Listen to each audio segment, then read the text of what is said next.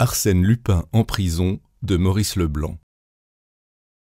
Il est probable que le nommé Rosta, qui travailla il y a 8 ans aux côtés du prestidigitateur Dixon, n'était autre qu'Arsène Lupin. Il est probable que l'étudiant russe qui fréquenta, il y a 6 ans, le laboratoire du docteur Altier à l'hôpital Saint-Louis, et qui souvent surprit le maître par l'ingéniosité de ses hypothèses sur la bactériologie et la hardiesse de ses expériences dans les maladies de la peau, n'était autre qu'Arsène Lupin. Arsène Lupin également, le professeur de lutte japonaise, qui s'établit à Paris bien avant qu'on y parlât du jiu-jitsu. Arsène Lupin, croyons-nous, le coureur cycliste qui gagna le Grand Prix de l'Exposition, toucha ses 10 000 francs et ne reparut plus. Arsène Lupin peut être aussi celui qui sauva tant de gens par la petite lucarne du bazar de la Charité et les dévalisa.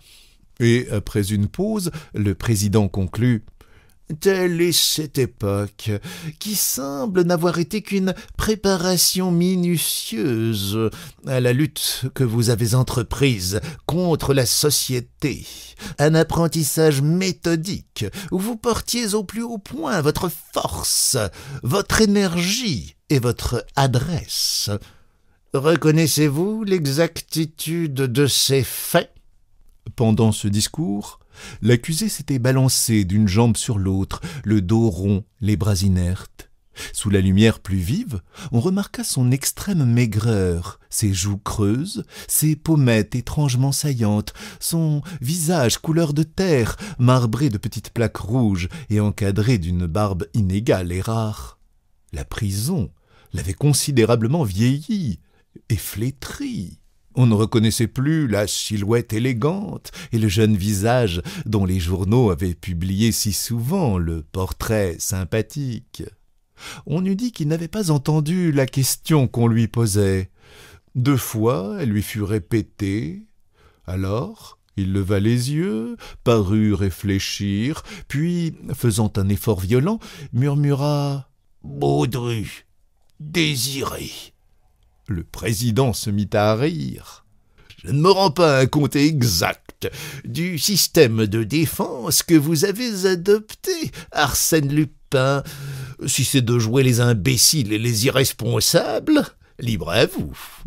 Quant à moi, j'irai droit au but sans me soucier de vos fantaisies. » Et il entra dans le détail des vols, escroqueries et faux reprochés à Lupin.